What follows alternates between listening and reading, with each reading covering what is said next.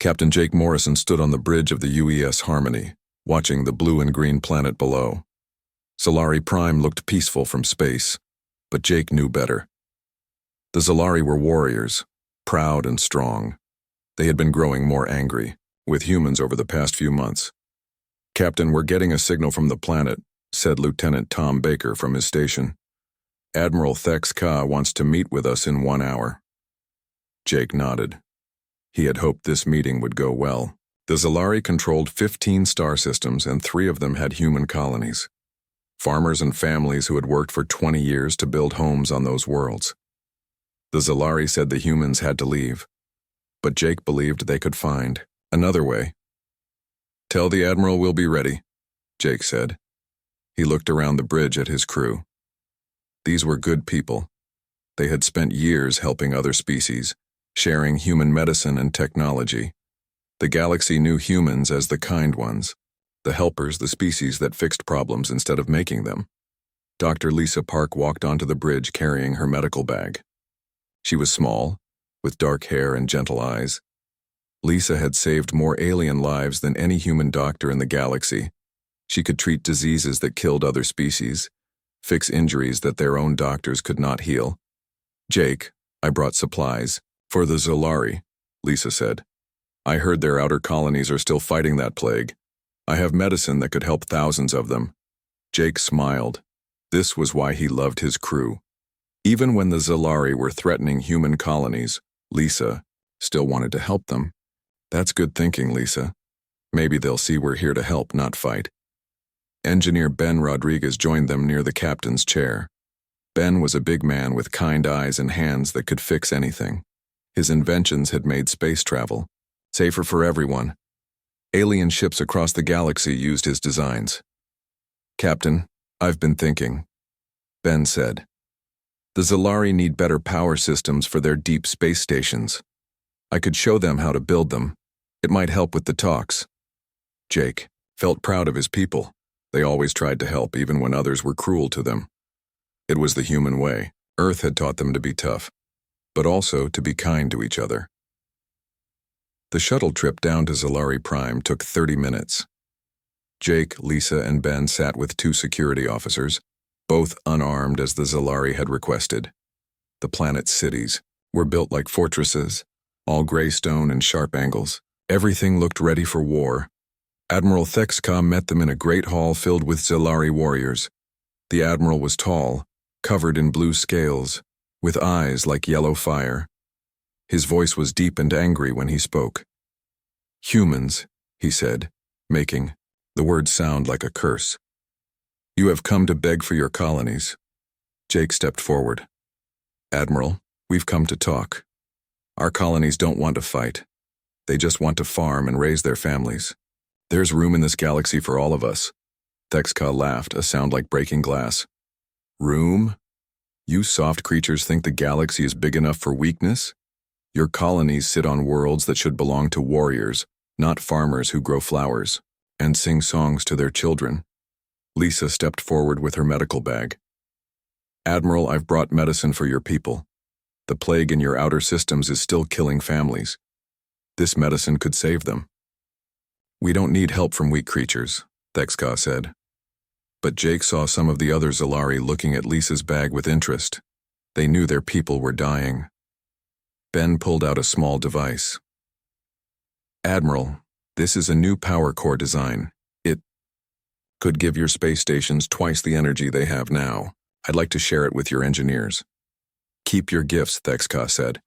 "We have called you here to tell you something simple. Your colonies have 10 days to leave our space. All of them. If they don't leave, we will remove them." Jake felt his heart sink, but he kept his voice calm. "Admiral, those colonies have been there for 20 years. Families have children who were born there. It's their home." "Then they will die in their home," Thex Ka said. "The age of human softness is over. Other species laugh at us for allowing such weak creatures to take good worlds. You are prey animals, not predators. You should have stayed on your death world." The room went quiet. Jake could hear his own heart beating.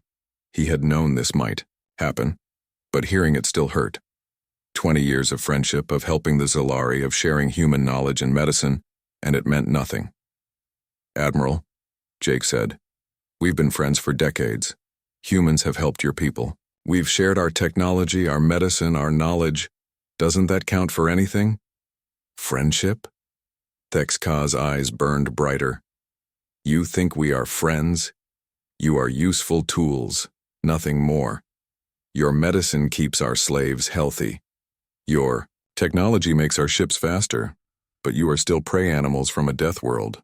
You will always be less than real warriors." Lisa tried one more time. "Admiral, please. I have enough medicine here to save 10,000 of your people. Let me help them." Thexka looked at her for a long moment. Then he made a signal with his hand. Suddenly Zelari soldiers pointed weapons at the humans. "You want to help, little human doctor? Help this." The weapons fired. Jake felt the blast hit him and throw him across the room. He hit the wall hard and slid to the floor. His head was spinning, but he could see Lisa. She was on the ground, hurt badly. Ben was trying to crawl to her. The Zelari soldiers kept shooting. Jake's security officers died first, still trying to protect the others. Ben made it to Lisa, but a Zelari soldier shot him in the back. Jake tried to stand, but his legs wouldn't work. He could see Lisa, blood on her uniform, still trying to open her medical bag. Even hurt, even dying, she was trying to help. "Stop," Jake whispered, but no one heard him. Lisa got the medicine out of her bag. With shaking hands, she held it out to a wounded Zelari soldier near her. The soldier had been hurt in the fighting, and Lisa was trying to save him. The soldier looked at the medicine, then at Lisa. For a moment, Jake thought he would take it. Then Admiral Thexka walked over and stepped on Lisa's hand, crushing the medicine. "Die knowing your kindness was worthless," Thexka said. Jake watched Lisa die, still trying to help the enemy who had killed her. He watched Ben die trying to protect her. He watched his security officers die doing their duty. The last thing Jake remembered before the darkness took him was Lisa's face, peaceful even in death, and the medicine scattered on the floor around her broken hand. When Jake woke up, he was back on the Harmony. Most of his crew was dead. The ship was badly damaged but still alive, like him. Jake sat in his captain's chair and looked out at the stars. His hands were shaking as he opened the communication channel that would reach every human ship and colony in the galaxy.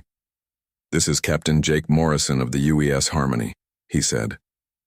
His voice was quiet, but everyone who heard it would remember it forever.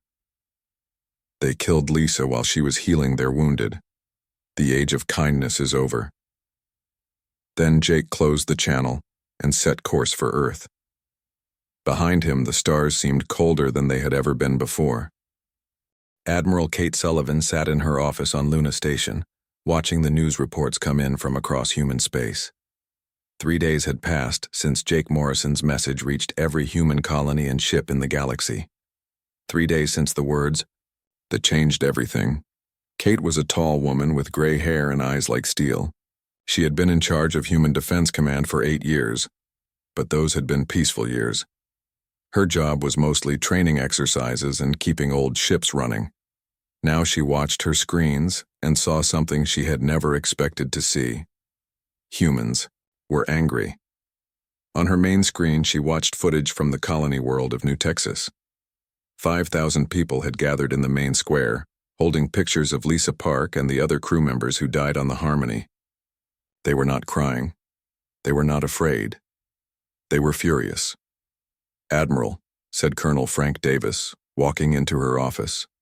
Frank was her second in command, a steady man who had served in the old wars before humans met other species. "The reports are coming in from all sectors. It's the same everywhere." Kate nodded. She had seen the reports. Human colonies across the galaxy were sending the same message. No more running, no more hiding, no more being kind to people who saw kindness as weakness. "What about the government?" Kate asked. "President Carter is meeting with the cabinet now," Frank said. "Word is she's going to address the Federation Council tomorrow, but Admiral, the colonies aren't waiting for orders. They're already moving."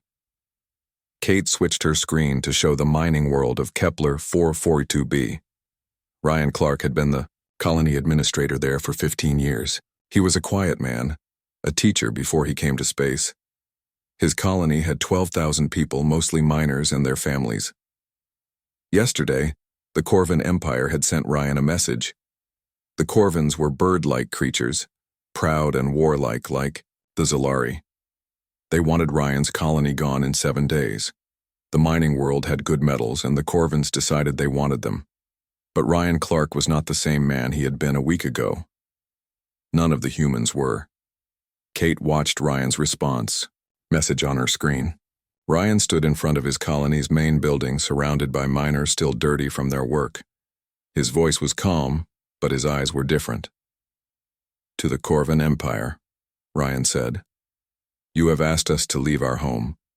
This world has been ours for 23 years. Our children were born here, our families are buried here, we built schools and hospitals and parks. We turned rock and dust into a place where people could live and be happy. Ryan paused, and Kate could see the anger in his face. But you think we're weak because we build instead of destroy. You think we're afraid because we prefer peace to war. You're wrong. We're the children of Earth, and Earth tried to kill us. Every day for millions of years. We survived by being kind to each other and deadly to everything else. Ryan looked directly into the camera. You have 6 days to change your minds. After that, you'll learn the difference between humans who choose to be gentle and humans who choose to be something else. Kate switched off the screen. She had known Ryan Clark for 10 years. He had been a soft-spoken man who loved teaching children about the stars. Now he sounded like something else entirely. Frank, how many colonies are getting threatened right now? 47, Admiral. The Zelari success made other species brave. The Corvans want 12 human worlds. The Nexari want 8. Even the small empires are making demands.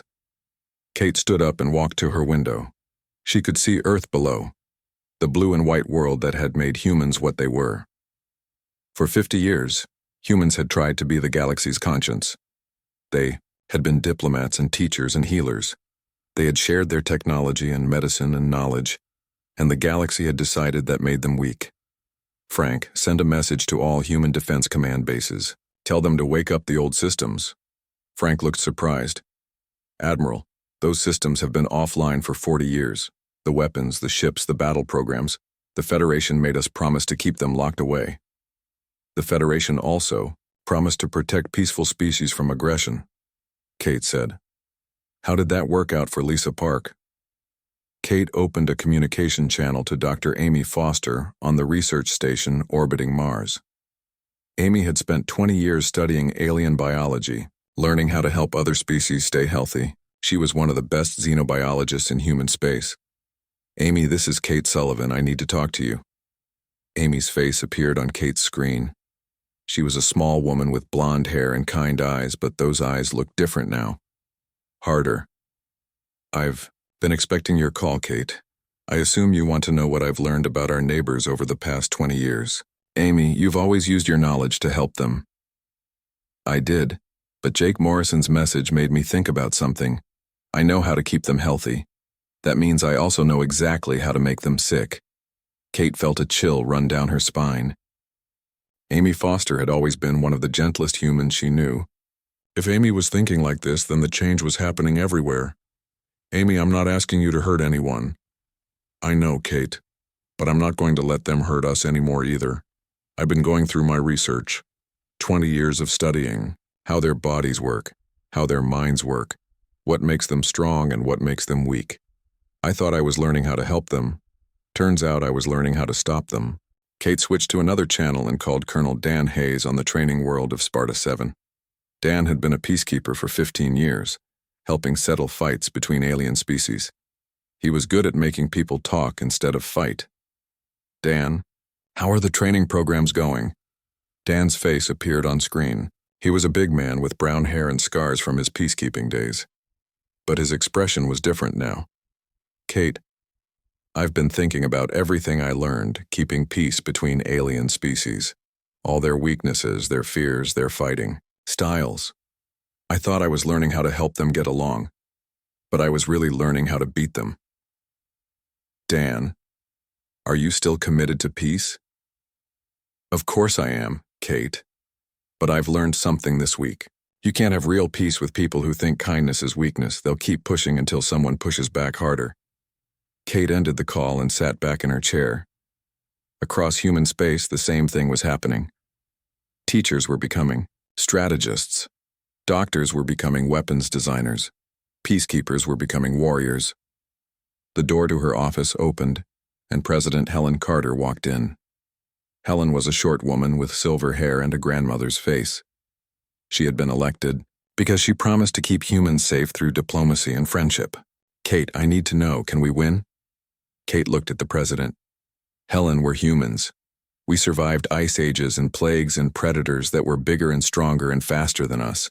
We survived by being smarter and more adaptable and more determined than anything else on our planet. But we've been peaceful for 50 years. We've been choosing to be peaceful, Helen. That's different from being weak. Every human colony, every human ship, every human family in this galaxy is descendant from the toughest species Earth ever produced. We didn't forget how to fight. We just forgot why we needed to. Kate stood up and walked to her weapons cabinet. Inside were awards and medals from her years of service, but at the bottom was something else. A small piece of metal from her first command, back when humans still remembered what war was like. Helen, do you want to know what I think? Tell me. I think the galaxy is about to learn why every predator on Earth was afraid of humans, even the ones that were bigger and stronger than us. They'll learn why we were the only species on our planet that other species couldn't hunt. Helen Carter looked out the window at Earth, the world that had created humanity. Then God helped them all, she said quietly. Kate opened the communication channel that reached every human military base in the galaxy. This is Admiral Kate Sullivan, Human Defense Command. Effective immediately, all peacetime restrictions are lifted. Wake up the old systems. Train like our lives depend on it. Because they do. She paused, thinking about Lisa Park dying while trying to heal her enemies. The galaxy wanted to see what humans are like when we're not being kind. Let's show them. 6 months after Lisa Park died, the galaxy learned what humans really were. Captain Jake Morrison stood on the bridge of his new ship, the UES Retribution. It was bigger than the Harmony, darker, built for war instead of peace. Jake's face had changed too. The gentle diplomat was gone. What remained was something the Zelari had never seen before. Captain, we're approaching Keth Prime, said Lieutenant Sarah Bell. She had joined Jake's crew after her own ship was destroyed by Zelari raiders. Like everyone else, she was different now. Harder. Jake looked at the fortress world ahead of them. Keth Prime was the strongest Zelari military base, protected by energy shields and weapons platforms. The Zelari thought it could never be taken. They were wrong. All ships, this is Morrison. Begin the attack. The human fleet moved through space, like Earth's old predators. Silent, patient, deadly. They didn't charge in like other species. They hunted. The Zelari had studied every other species' fighting style. They knew how the Corvins attacked in straight lines. They knew how the Nexari used massive firepower. They were ready for traditional space battles. But humans didn't fight, like other species. Humans fought like Earth animals. Admiral Thexka watched from his command center as the human ships seemed to disappear. His sensors showed them there one moment, gone the next. The Zelari had never seen stealth technology like this. Find them, Thexka roared. They're just humans. But the humans weren't just hiding. They were hunting. Jake had learned something important in the past 6 months. Other species fought to win battles. Humans fought to win wars. The first strike came from inside Keth Prime's own atmosphere. Human ships had somehow gotten past all the defenses, hidden in the planet's toxic storm clouds. The Zelari never thought to look there because the storms would kill most species, but humans came from Earth. Storms didn't scare them. Sergeant Mike Torres led his Marines through Keth Prime's poisoned air. The planet's atmosphere was full of chemicals that would melt Zelari lungs, but human armor systems adapted. Mike's people moved through conditions that made the Zelari stay indoors. Remember, Mike told his squad over the radio, we're not here to destroy everything. We're here to send a message. The Zelari warriors tried to fight, But they had never faced anything like human Marines. These weren't the peaceful diplomats. They remembered. These were the children of a world where everything tried to kill them every day. Mike's squad took the main power station in 20 minutes. They didn't destroy it. They took control of it. Then they sent a message to every Zelari in the city. This is Sergeant Mike Torres, Earth Marines. We control your power, your water, your air systems. We could turn them off and watch you die, but we won't. Do you know why? The Zelari commanders waited for an answer. Because we're still human, we don't kill people who can't fight back. But Admiral Thexka can fight back. Send him to the main square in 1 hour or we start breaking things. On the other side of the galaxy, Ryan Clark was dealing with the Corvin Empire. The bird-like aliens had sent their battle fleet to remove the human mining colony from Kepler 442b. 300 ships against 12,000 miners and farmers. The Corvins expected the humans to surrender or run away. Instead, they found something they had never seen before. Ryan Clark stood in the colony's control center surrounded by mining equipment that had been turned into weapons. His people had spent 6 months preparing for this day. They had turned their home into something the Corvins couldn't understand. Corvin Fleet, Ryan broadcast. This is Colony Administrator Ryan Clark.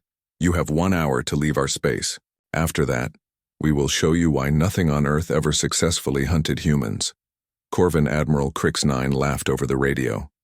12,000 farmers against 300 warships? You must be insane. Maybe, Ryan said. But we're human.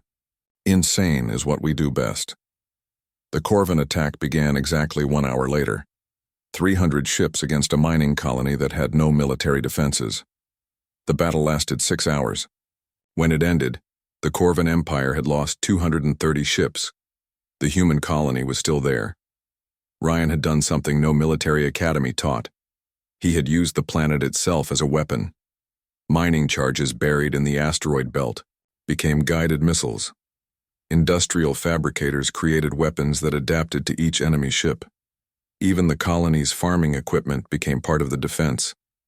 But the most terrifying thing was how the humans fought. They didn't try to win honorably. They used every trick, every advantage, every dirty tactic they could think of. When Corvin ships tried to land troops, they found that the humans had poisoned the landing zones with chemicals that only hurt Corvins. Admiral Crix-9 watched his fleet die and realized something horrible. The humans weren't just fighting to defend their colony. They were teaching the galaxy a lesson. How?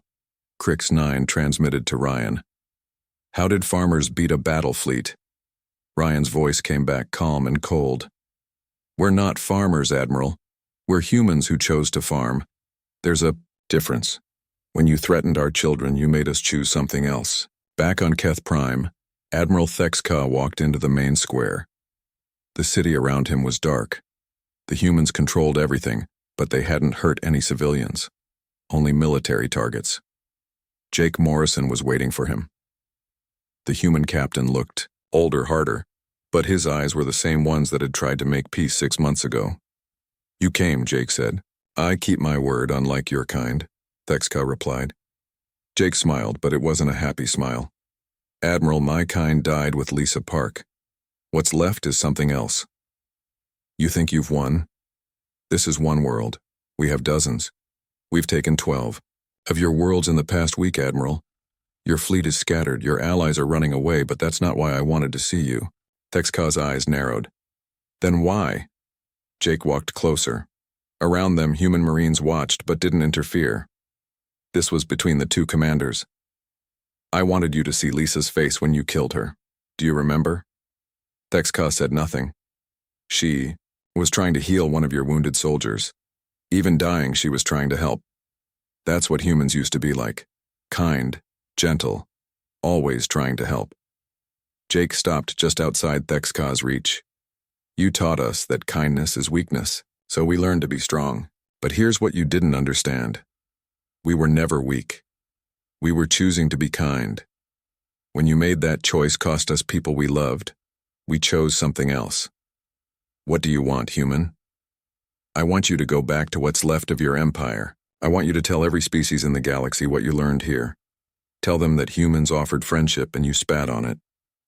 Tell them that we tried to be the galaxy's conscience, and you laughed at us. Jake's voice got quieter, more dangerous. Tell them that we're still the same species that survived on a world where everything was trying to kill us. Tell them we're still the same species that turned predators into pets and diseases into medicine. But most of all, tell them that human kindness is a gift, not a weakness. Thexka looked around at the human soldiers. They weren't celebrating their victory. They looked sad, like they didn't want to be here. You're still the same soft creatures you always were, Thexka said. Jake nodded. Yes, we are. We still hate war. We still prefer peace.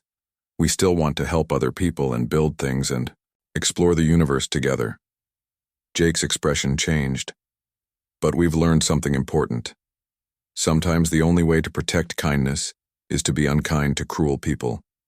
Lisa Park died trying to heal your soldier.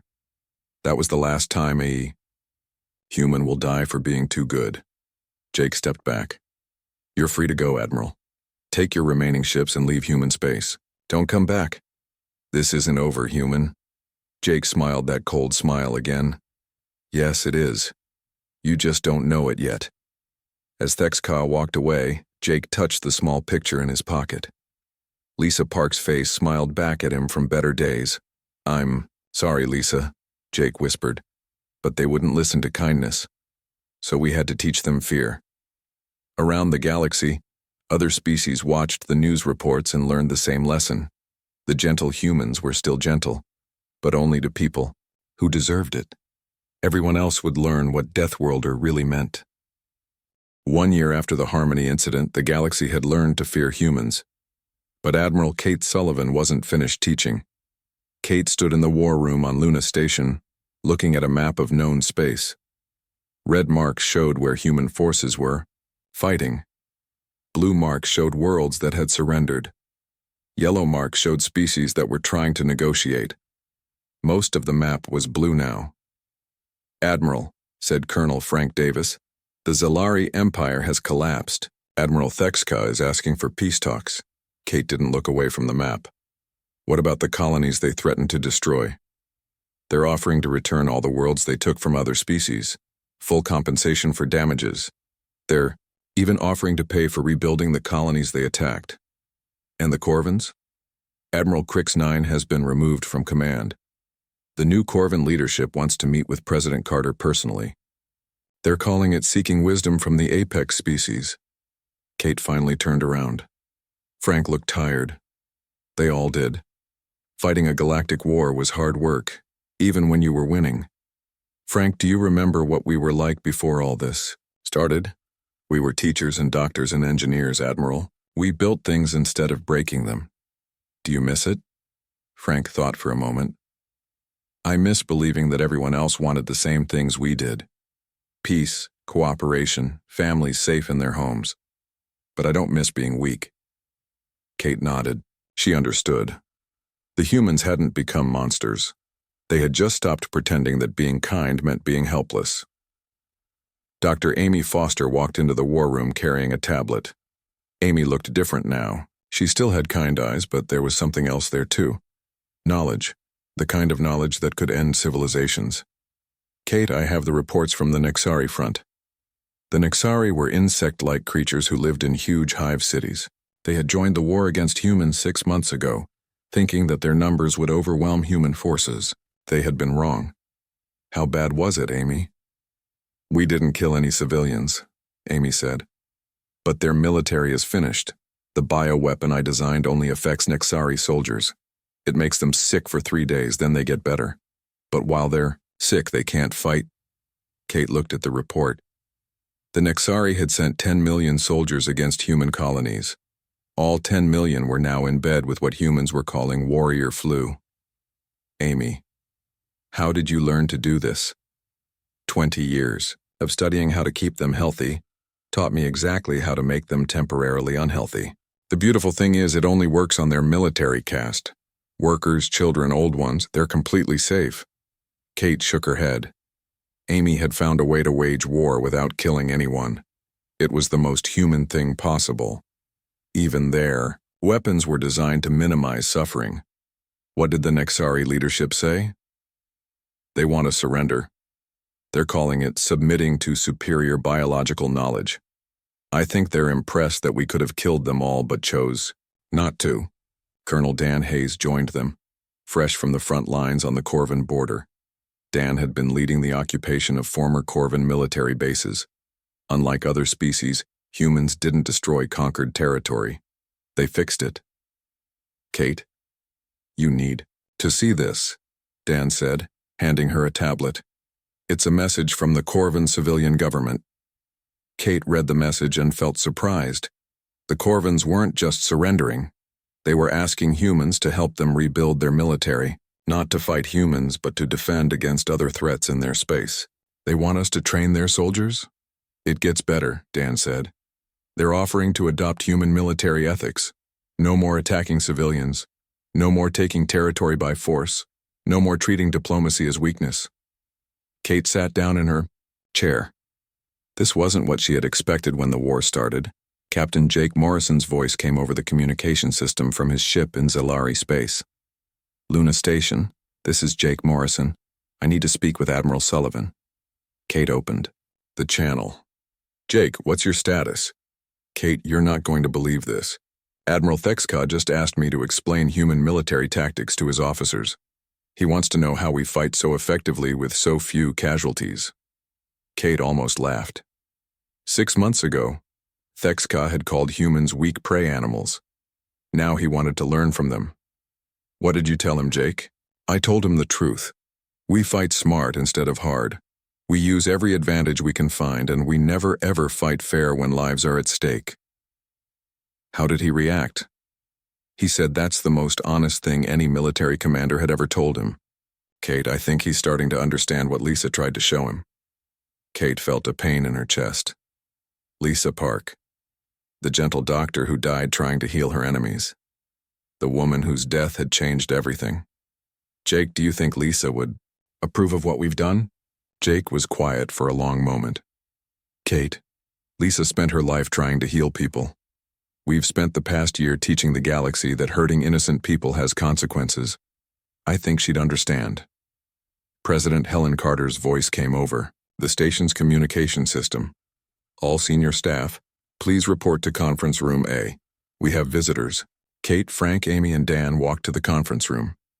Inside, they found President Carter sitting across from 3 aliens. Kate recognized them immediately. One was a Tithani, the crystalline species that had always been friendly to humans. One was a Vorthon, the peaceful traders who had never hurt anyone. The third was a surprise. A Zelari, but not Admiral Thexka. Admiral Sullivan, President Carter said. Meet Commander Vexka. She's Admiral Thexka's daughter. Vexka stood up. She was smaller than her father, with lighter blue scales and eyes that looked tired. Admiral Sullivan, Vexka said, I come to apologize for my people. We mistook your kindness for weakness. We forgot that the strongest predators often appear, gentle until they need to defend themselves. Kate studied the young Zelari. What do you want from us, Commander? We want to learn. My father ruled through fear and aggression. It made us enemies across the galaxy, but humans rule through respect and strength. Other species follow you because they want to, not because they have to. The Thani ambassador, a being of living crystal named Quell 9, spoke with a voice like singing bells. Admiral, the peaceful species of the galaxy have been meeting. We want to ask humanity something. What's that? We want you to lead the new Federation. Kate felt stunned. Lead? We don't want to rule anyone. That's exactly why we want you to lead us, said the Vorthon trader. Every other strong species uses their power to take things. Humans use their power to protect things. President Carter looked at Kate. Admiral, what do you think? Kate thought about Lisa Park, dying while trying to heal an enemy soldier. She thought about Jake Morrison, who still carried Lisa's picture and tried to end fights without unnecessary killing. She thought about Amy Foster, who created weapons that healed instead of harmed. I think, Kate said slowly, that Lisa Park would want us to try. Vexka stepped forward. Admiral, if humans will lead, the Zelari will follow. We've learned that true strength isn't about being feared. It's about being respected. Kate looked around the room at her people. Frank, who had spent a year learning to fight efficiently. Amy, who had turned healing knowledge into the most humane weapons ever created. Dan, who had taught former enemies to be better soldiers and better people. Commander Vexka, if we agree to this, the rules will be different. No more taking territory by force, no more attacking civilians, no more mistaking diplomacy for weakness. We understand, Admiral. And if anyone breaks those rules, they'll answer to us. All of us. Vexka's eyes were steady. We're counting on it, Admiral. Kate looked at President Carter, who nodded. Then let's build something better, Kate said. Something Lisa would be proud of. Outside the conference room windows, Earth turned slowly in space. The blue and green world that had created humanity watched as its children took responsibility for protecting the galaxy. It had taken a war to teach the universe that human kindness was a choice, not a weakness. Now it was time to teach them what humans could build when that kindness was properly protected. The age of taking human gentleness for granted was over. The age of earning it had begun. 2 years after Lisa Park died, the galaxy was a different place. Admiral Jake Morrison stood in the memorial garden on Luna Station, looking at the statue of Dr. Lisa Park. The statue showed her the way everyone remembered her, with kind eyes and gentle hands holding medicine out to help someone in need. Fresh flowers from 100 different worlds covered the ground around the statue. Every species in the new Federation brought flowers to honor the human doctor who had died trying to heal her enemies. She would have liked this, said a voice behind him. Jake turned to see President Helen Carter walking through the garden. Helen looked older now, but happier. Leading the galaxy was hard work, but it was good work. I think she would have been proud, Jake said. No more wars, no more species attacking each other, no more children afraid that soldiers will come to their worlds. Helen nodded. The Federation Council just approved the new medical sharing program. Every species will share their medical knowledge with every other species. No more people dying from diseases that could be cured. Jake smiled. That was very much something Lisa would have wanted. How are the former enemies doing? Better than expected. The Zelari have become some of our best allies. Commander Vexka says her people finally understand the difference between strength and cruelty. Jake had met with Vexka many times over the past year. She was nothing like her father, Admiral Vexka.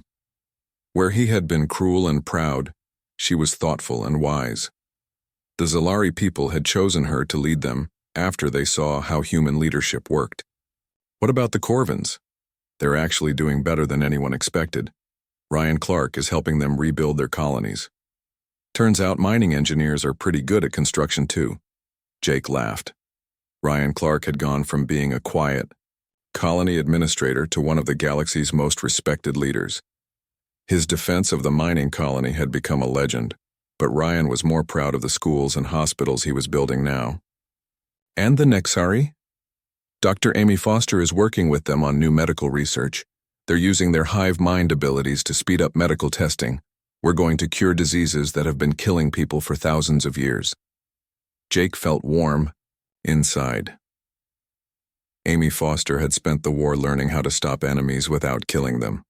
Now she was back to her real work, saving lives. Admiral Kate Sullivan joined them in the garden. Kate looked tired but satisfied. Running the Federation's defense forces was a big job, but it was easier now that everyone was working together instead of fighting each other. Jake, Helen, I have news from the outer territories. Good news or bad news? Helen asked. Good news. The Rimward Alliance wants to join the Federation. They've heard about our medical programs and defense agreements. They want the same protection and cooperation. Jake felt proud. The Rimward Alliance was 15 different species who had been fighting each other for centuries. If they wanted to join the human-led Federation, it meant the new system was really working. What do they need to do? Same as everyone else. Agree to the 3 rules. No attacking civilians, no taking territory by force, and respect for all intelligent life. The 3 rules had been Jake's idea, created after he met with Admiral Thexka on Keth Prime. They were simple enough for everyone to understand, but strong enough to keep the peace. Colonel Dan Hayes walked up to them carrying a tablet. Dan was still training soldiers, but now he was training them to be peacekeepers instead of warriors. "Admiral Sullivan, I have the report from the Frontier Patrol." "How are they doing, Dan?" "Excellent. The mixed crews are working better than we hoped. Human adaptability, Zelari strength, Corvin flying skills, Nexari coordination. They're stopping pirates and raiders before they can hurt anyone." Jake smiled. The Frontier Patrol had been another human idea. Instead of each species protecting only their own territory, everyone worked together to protect everyone. Pirates and raiders found it much harder to attack colonies when they had to face the combined skills of multiple species. Any problems? Only one. The crews are getting along so well that we're seeing interspecies marriages. A human engineer just married a Thani crystal singer. A Corvin pilot is dating a Zelari warrior. Command wants to know if we need new regulations. Helen laughed. "I think Lisa would say that love is the best regulation of all." Dr. Amy Foster's voice came over the station's communication system. "All senior staff, please come to Medical Bay 7. I have something to show you." They walked through the station to Amy's medical bay. Inside they found Amy standing next to a bed where a small Zelari child was sitting up and smiling. The child's scales were bright blue and healthy. "Everyone, meet Vixka. She's Commander Vexka's daughter. 3 days ago she was dying from a genetic disease that kills most Zelari children." Amy gestured to the happy child. "Today she's completely healthy. The cure came from combining human medical knowledge, Nexari biological research, and Thani crystal healing. 3 species working together to save one child." Jake felt tears in his eyes. This was what Lisa had wanted. This was what she had died for. "Amy, this is incredible. It gets better. We're not just curing diseases anymore. We're preventing them. Every child born in Federation space will be healthier and live longer because we're sharing knowledge instead of hiding it." President Carter knelt down next to the little Zelari girl. "Hello, Vixka. Do you know who I am?" The child nodded. "You're the human president. Mama says humans are the reason I'm not sick anymore." "That's right. But do you know why humans wanted to help you?" Vixka thought for a moment. "Because you're nice?" Helen smiled. "Because we believe that all children deserve to be healthy and happy, no matter what species they are." Later that evening, Jake sat in his quarters writing in his personal log. He did this every night, recording the day's events for history. Personal log, Admiral Jake Morrison, day 731 since the Harmony incident. The Federation Council approved 3 new medical research projects today. Colony construction is ahead of schedule on 12 worlds. The Frontier Patrol stopped 2 pirate raids without anyone getting hurt. Jake paused, looking at Lisa's picture on his desk. "Lisa, I wish you could see what we've built. The galaxy you died trying to heal is finally healing itself. Species that hated each other for centuries are working together. Children from different worlds are playing together in schools we built together." He picked up the picture, remembering the gentle doctor who had tried to save her enemies, even while dying. "We kept our promise. We showed them that human kindness isn't weakness, but we also showed them that kindness has to be protected. Now everyone understands that attacking innocent people has consequences." Jake put the picture back on his desk. "The galaxy is at peace, Lisa. Not because everyone is afraid of humans, but because everyone respects what humans build when we're not fighting. We turned your death into something beautiful. We turned hatred into hope." Outside his window, ships from dozens of different species flew together in formation. Human ships, Zelari ships, Corvin ships, all working together to protect the peace they had built. In classrooms across the galaxy, children learned about the human doctor who died trying to heal her enemies, and how her death taught the galaxy that kindness was precious because it was chosen, not forced. In hospitals and research stations, doctors from different species worked together to cure diseases and heal injuries, following the example of Dr. Lisa Park. In military academies, Young officers learned the 3 rules in the human way of war: protect the innocent, minimize harm, and always remember that the goal is peace, not victory. The galaxy had learned its lesson. Human kindness was a gift, not a right. Those who respected that gift received protection, cooperation, and friendship. Those who abused it discovered what happened when the children of a death world decided to stop being gentle. But most importantly, the galaxy had learned that humans never stopped being kind. They just learned to be kind only to those who deserved. Yet every species still told stories about the day Deathworlders decided to stop being kind. But now those stories had a different ending. They ended with the galaxy learning to be worthy of human kindness again. And in memorial gardens on 1,000 worlds, flowers grew around statues of Dr. Lisa Park, the human who died trying to heal the galaxy and succeeded.